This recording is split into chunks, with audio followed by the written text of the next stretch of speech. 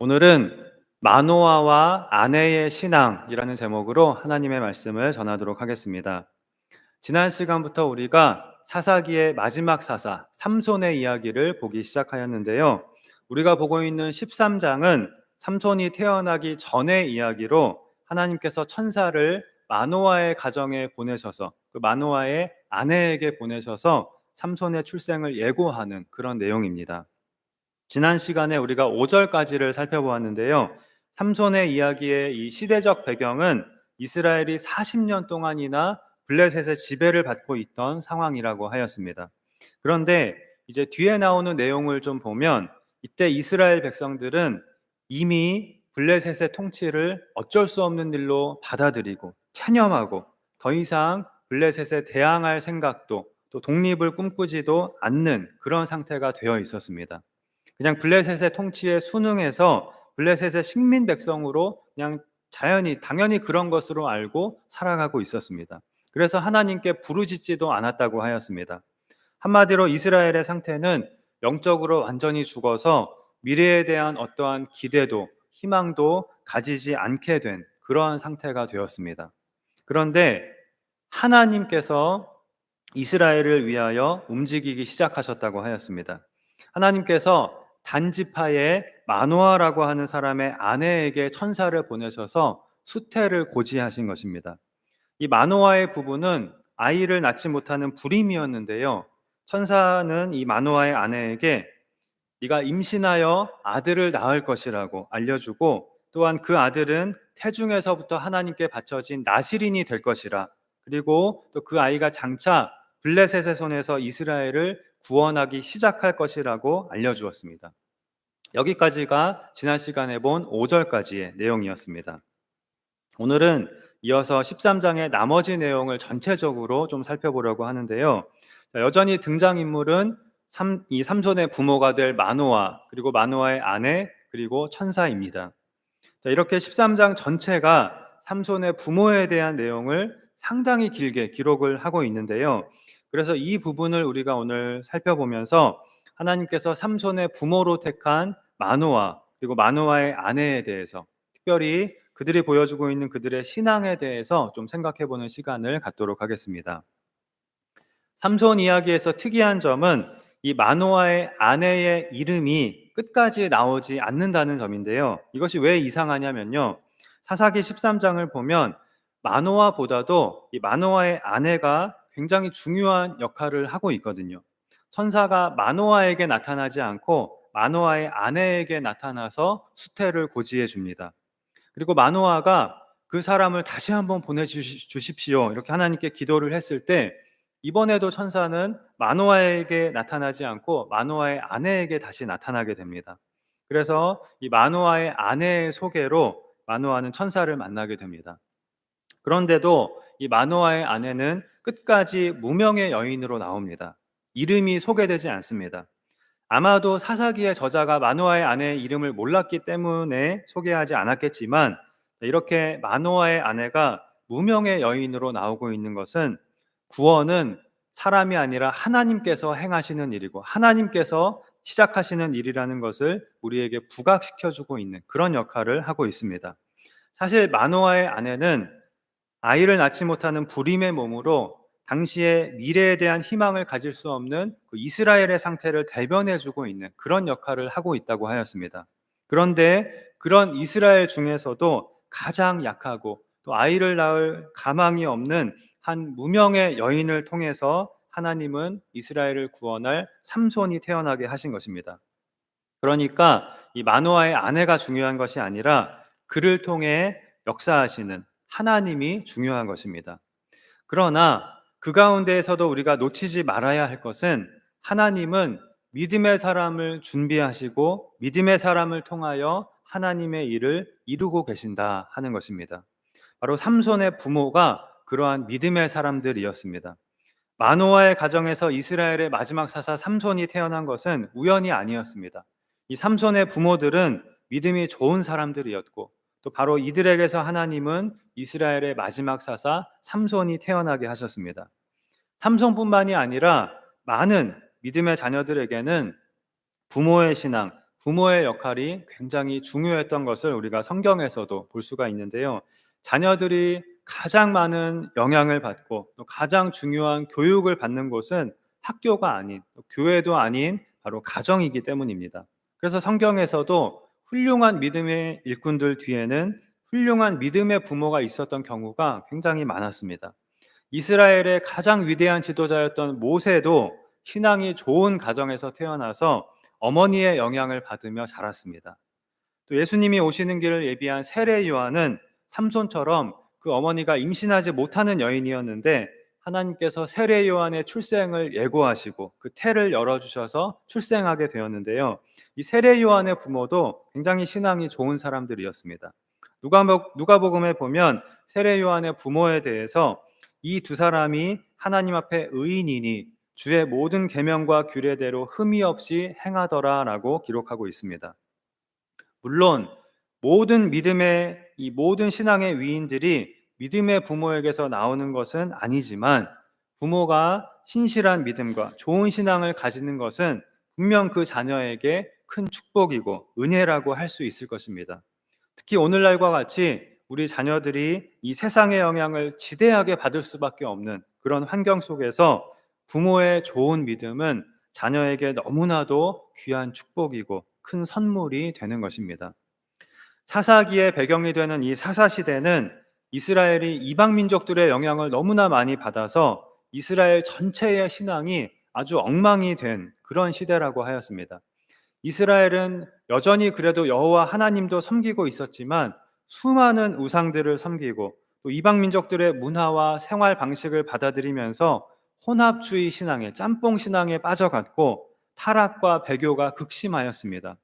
신앙이 너무나도 혼탁해져서 그 누구에게도 온전한 신앙을 우리가 기대하기가 어려운 시대가 바로 사사시대입니다. 그것은 삼손의 부모도 마찬가지였습니다.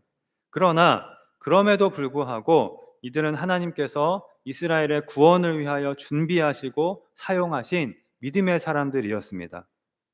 물론 하나님은 바로 왕과 같이 악한 사람들도 사용하셔서 이용하셔서 하나님의 계획과 뜻을 이루십니다.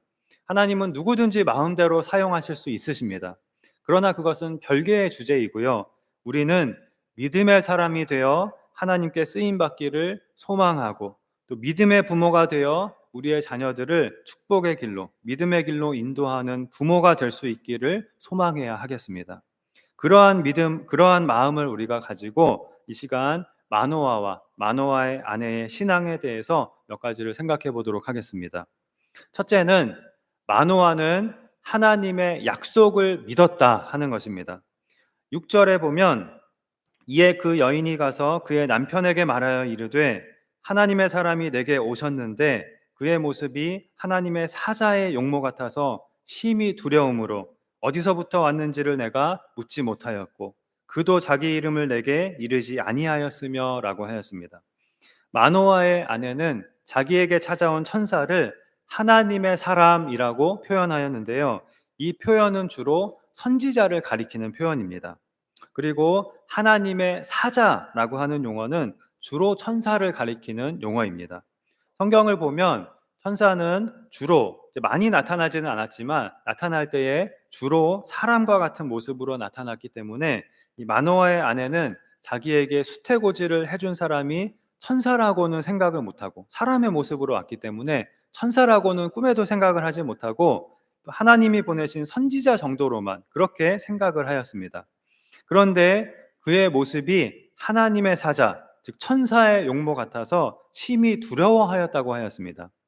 마노아의 아내가 천사를 본 적도 없는데 천사의 용모를 어떻게 알겠습니까?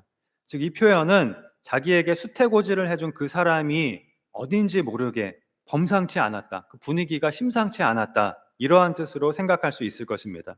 그래서 당신은 어디서 왔습니까? 정체가 무엇입니까? 누구입니까? 이것을 감히 묻지 못하였다는 것입니다. 다만 하나님이 보내신 사람이라는 것만은 확실하다. 이렇게 여겼다는 것입니다. 그러고는 마노아의 아내는 남편인 마노아에게 그 하나님의 사람이 해준 모든 말들을 전해 주었습니다. 그러자 마노아의 반응은 이것이었습니다.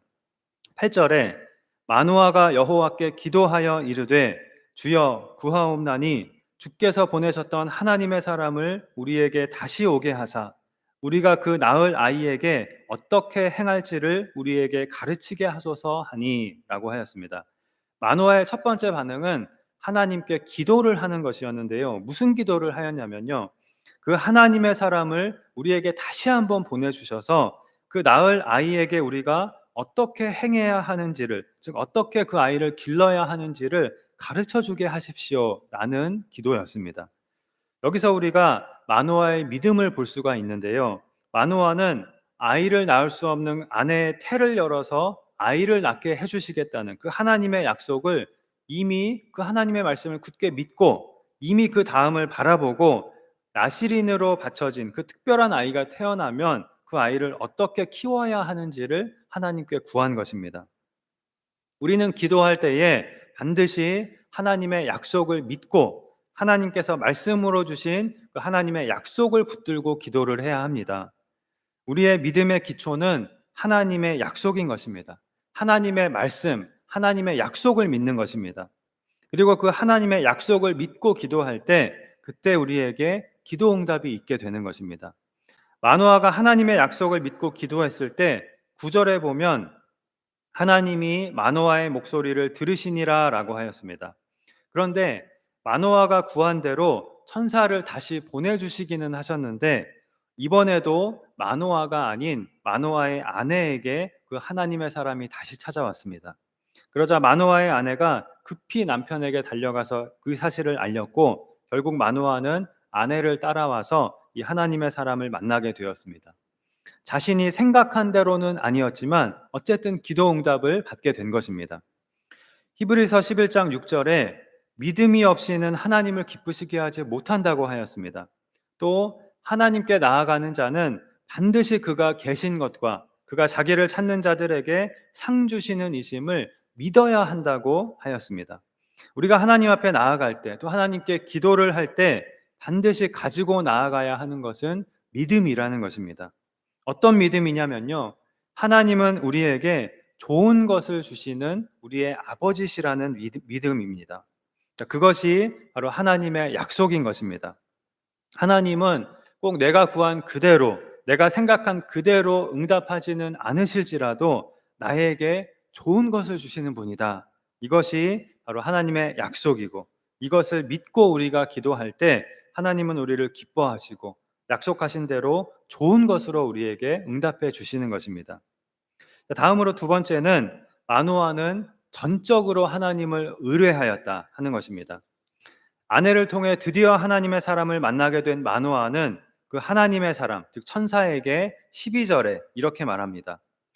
마노아가 이르되 이제 당신의 말씀대로 되기를 원하나이다. 이 아이를 어떻게 기르며 우리가 그에게 어떻게 행하리이까? 마노아가 한 말은 크게 두 가지였는데요. 하나는 당신의 말씀대로 되기를 원하나이다 라는 것이었고요.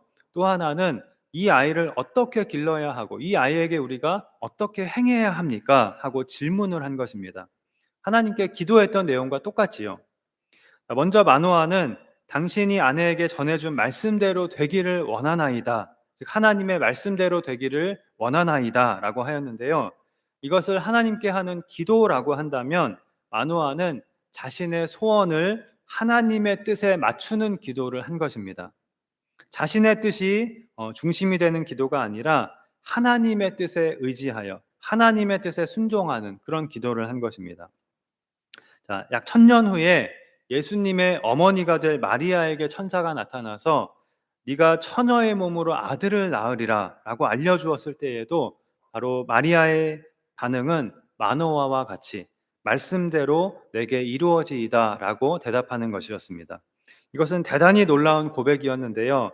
처녀의 몸으로 임신을 한다는 것은 비록 성령으로 잉태되었다고 해도 사람들은 그것을 모르기 때문에 대단히 큰 수치와 불명예를 떠안아야 하는 일이었고 또한 자신의 생명까지도 위험에 빠뜨릴 수 있는 그런 일이었기 때문입니다. 그럼에도 마리아는 하나님의 뜻과 하나님이 하시는 일을 더 중요하게 여기고 그러한 믿음으로 말씀대로 내게 이루어지기를 원합니다 라고, 즉 하나님의 뜻이 이루어지기를 나도 소망하고 원합니다 하고 고백을 한 것입니다. 우리가 기억해야 할 것은 언제나 우리의 신앙의 초점은, 우리의 기도의 초점은 내가 아니라 하나님께 맞추어져 있어야 한다는 것입니다. 하나님의 뜻과 하나님의 말씀을 따라서 우리의 소원을 아뢰는 기도를 해야 하는 것이 중요한 것입니다. 나의 품은 뜻이 주님의 뜻과 일치하게 하여 주옵소서. 하나님의 뜻이 바로 내가 원하는 소원이 되기를 원합니다. 이러한 믿음으로 이러한 기도를 우리는 해야 하는 것입니다. 우리가 이렇게 기도할 수 있는 것은 하나님은 나에게 좋은 것을 주시는 아버지시라고 하는 그 하나님의 약속을 믿기 때문인 것입니다. 이것을 믿을 때 우리는 기꺼이 하나님의 뜻이 나의 뜻이 되게 해달라고 기도할 수가 있고, 하나님의 말씀대로 내게 이루어지기를 원합니다. 하나님의 뜻대로 내게 이루어지기를 원합니다. 하나님이 원하시는 것을 나도 원하고 소원합니다 라고 기도할 수 있게 되는 것입니다.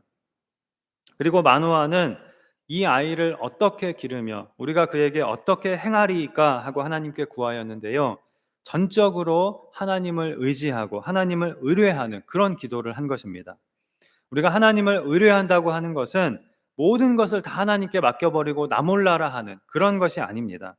나에게 맡겨주신 일을 충성으로 감당하고 최선을 다해서 하되 하나님의 인도와 가르침을 구하며 그렇게 하는 것입니다. 마노아는 비록 하나님께서 주권적으로 역사하셔서 기적적으로 아내의 태를 열어주시고 약속의 아들을 주셨지만, 하나님께서 계획하신 일이니 하나님께서 알아서 하시겠지, 나는 아무것도 안 해도 어차피 하나님께서 뜻하신 대로 이루시겠지, 이렇게 하지 않고 하나님께서 이렇게 특별한 계획을 가지고 특별한 아들을 주셨는데 이 아이를 어떻게 길러야 합니까? 알려주십시오. 가르쳐 주시는 대로 따르겠습니다. 이렇게 전적으로 하나님을 의뢰하며 하나님의 인도를 구하고 하나님의 말씀에 귀를 기울였습니다.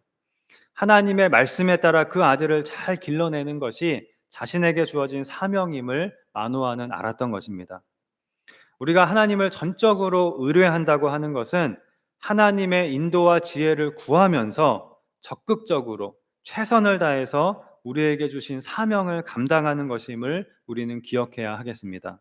우리가 그렇게 할 때 반드시 하나님은 우리의 걸음을 인도하여 주시고 우리에게 좋은 것을 주시며 능력으로 우리와 함께 하사 하나님의 약속의 말씀을 우리에게 이루어 주실 것입니다. 그렇다면 이렇게 하나님의 약속을 믿고 또 하나님을 전적으로 의뢰한 마노아에게 하나님은 어떻게 응답해 주셨을까요? 천사의 대답은 한마디로 내가 내 아내에게 해준, 이미 말해준 그대로 하면 된다라는 것이었습니다.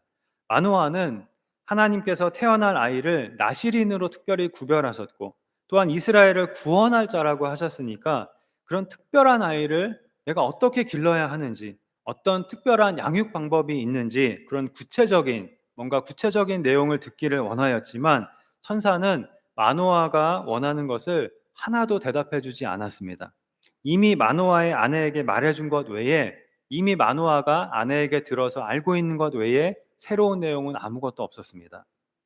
자, 그러고 나서 오늘 우리가 읽은 15절에 보면 마노아는 여호와의 사자에게 당신을 위하여 염소 새끼를 대접하고 싶으니 기다려 달라고 말합니다. 자, 아마도 자신의 가정에 이렇게 기쁜 소식을 전해준 것이 너무나 고마워서 감사의 뜻으로 이 하나님의 사람에게 귀한 음식을, 이 염소 새끼는 귀한 음식이었거든요. 귀한 음식을 대접하려고 하였을 것입니다. 이 사람이 천사인 줄은 알지 못하고 하나님이 보내신 선지자로 알고 이렇게 맛있는 음식을 대접하려고 한 것입니다. 그러자 16절에 보면 천사는 마노아의 식사 대접을 거절합니다. 내가 내 음식을 먹지 아니하리라 라고 한 것입니다. 그러고는 번제를 준비하려거든 마땅히 여호와께 드릴지니라 라고 말합니다. 자기에게 음식을 대접할 것이 아니라 하나님께 번제를 드리라고 말한 것입니다. 기쁜 소식의 근원은 내가 아니라 하나님이시니 너는 하나님께 감사를 먼저 드려라 라는 것입니다. 마노아야, 네가 지금 해야 할 일은 나에게 음식을 대접하는 일이 아니다. 하나님께 예배를 드리는 것이다. 이렇게 천사는 가르쳐 준 것입니다. 자, 바로 이것이 아이를 어떻게 길러야 합니까? 라는 마노아의 질문에 대한 천사의 대답이었습니다. 아이를 어떻게 기르는 것보다 더 중요하고 우선이 되는 것은 하나님을 예배하는 것이다. 하나님을 예배하는 부모가 되는 것이다. 하나님을 예배하는 예배자가 되는 것이 지금 네가 해야 할 일이다 라고 천사는 알려준 것입니다. 그러자 마노아는 이번에는 천사에게 이름을 묻습니다. 당신의 이름이 무엇이니까? 당신의 말씀이 이루어질 때에 우리가 당신을 존귀히 여기리이다 라고 한 것입니다. 당신이 말한 그 일들이 이루어지면 그때 우리가 당신의 이름을 널리 이 세상에 알려서 당신의 명성이 높아지게 하겠습니다. 그러니 당신의 이름을 알려주십시오. 이렇게 말한 것입니다. 자, 아직도 마노아는 이 사람을 단순히 하나님이 보내신 사람이라고 생각하고 있음을 알 수 있습니다. 마노아의 아내도 이 사람이 여호와의 사자, 즉 하나님이 보내신 천사라고는 생각하지 못하였습니다. 18절에 여호와의 사자가 그에게 이르되 어찌하여 내 이름을 묻느냐? 내 이름은 기묘자라 하니라 라고 하였습니다. 자, 여기서 기묘자라고 하였는데요. 이 기묘자는 기묘하다 이렇게 여기서 번역될 수가 있습니다. 그러니까 내 이름은 기묘하다 이렇게 대답을 한 것이죠. 천사의 이름이 기묘자라는 뜻이 아니라 너는 말해주어도 이해할 수가 없다. 인간의 머리로는 이해할 수가 없다라는 그런 뜻입니다. 이것이 천사의 대답이었습니다. 그리고 이어지는 내용은 마노아가 천사가 말한 대로 하나님께 번제를 드리는 내용인데요. 여기서 마노아와 마노아의 아내는 방금 천사가 말한 것처럼 이렇게 기묘한 일을 목격을 하게 됩니다. 마노아가 염소 새끼와 소제물을 바위 위에서 하나님께 드렸을 때 20절에 보면 불꽃이 제단에서부터 하늘로 높이 올라가는 동시에 여호와의 사자가 그 제단 불꽃에 휩싸여서 올라간 것입니다. 하늘로 올라가 버렸습니다. 그리고 하늘 높이 올라가서 사라져 버리고 다시 나타나지 않게 되었습니다. 자, 여기서 하나님의 사자는 우리에게 예수님을 연상을 시켜주고 있는데요. 마노아가 드린 이 제사에서 하나님의 사자는 제사를 주관하는 제사장의 역할을 하였고, 또한 자신이 제단 불꽃에 휩싸여서 올라간 것은 마치 이 하나님의 사자가 제물로 드려지고 있는 것과 같은 그런 모양이죠. 그런 그림을 연출하고 있습니다. 또 바로 예수님이 우리의 대제사장으로서 십자가에서 자신을 제물로 드리는 그런 제사를 드리셨는데요. 또한 예수님 역시 이 하나님의 사자처럼 하늘로 올라가셨고 영광스럽게 되셨습니다. 그래서 어떤 해석가들은 오늘 본문의 여호와의 사자를 사실은 천사가 아니라 예수님이었다라고 그렇게 해석을 하기도 합니다. 그리고 이사야 9장 6절에 보면 예수님에 대한 예언에서 그의 이름은 기묘자라, 모사라, 전능하신 하나님이라, 영존하시는 아버지라, 평강의 왕이라 라고 예수님에 대해서 이렇게 예언을 하고 있거든요. 그런데 앞에서 천사가 내 이름은 기묘자라고 한 것을 두고 이 천사는 예수님이었다 이렇게 해석을 하는 사람들이 있습니다. 물론 그러한 해석도 가능하기는 하지만 오늘 본문에 나오는 여호와의 사자는 하나님이 보내신 천사라고 보는 것이 더 자연스러울 것 같습니다. 어쨌든 마노아의 제단에서 일어난 기묘한 일은 하나님께서 마노아의 제사를 기쁘게 받으셨다는 것을 나타내주고 있고요. 또한 이 기묘한 일을 통하여서 천사는 예수님에 대한 진리를 우리에게 나타내주고 있습니다. 그리고 뒤에 이어지는 내용은 이 일을 통하여 마노아 부부는 드디어 자신들을 찾아왔던 그 사람이 단순히 하나님이 보내신 선지자가 아니라 여호와의 사자, 즉 천사인 것을 깨닫게 됩니다. 그리고 마노아는 우리가 하나님을 보았으니 반드시 죽을 것이라는 두려움에 사로잡히게 됩니다. 구약시대의 사람들은 인간은 죄로 인해 하나님을 만나거나 하나님을 보게 되면 죽게 된다고 생각을 하였거든요. 그런데 하나님이 보내신 하나님의 대리자인 천사를 보았으니까 우리는 죽을 것이다 이렇게 생각을 한 것입니다. 그런데 마노아의 아내는 하나님의 말씀을 믿는 믿음이 있었을 뿐만 아니라 또한 매우 지혜로운 여인이었습니다. 그래서 남편 마노아보다도 오히려 더 성숙한 신앙으로 하나님은 절대로 우리를 죽이지 않으실 것이라고 그렇게 남편을 진정시키고 안심시켜 주었습니다. 그것이 23절인데요. 마노아의 아내는 만일 하나님께서 우리를 죽이려 하셨다면 우리가 드린 제물을 받지도 아니하셨을 것이고 이런 기묘한 일을 우리에게 보이지도 않으셨을 것이고 애초에 우리에게 약속의 말씀도 주지 않으셨을 것입니다. 라고 하면서 남편을 안심시켰습니다.